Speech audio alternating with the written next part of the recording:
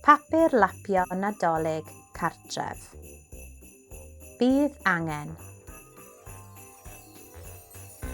papur parsel, siswrn, pensil, papur sbwng tenau, gwn glud, rholbren, paent a brwsh paent.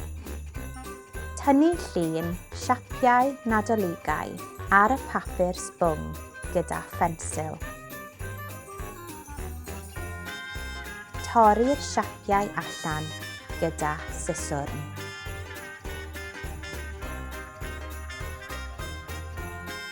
Gludo'r siapiau i'r rholbren gyda gwn glud.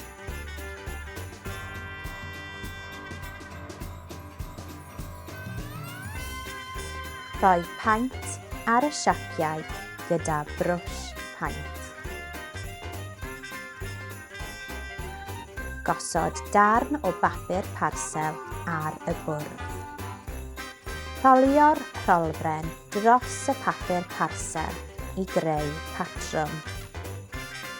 Aros i'r paent sychu. Amser lapio.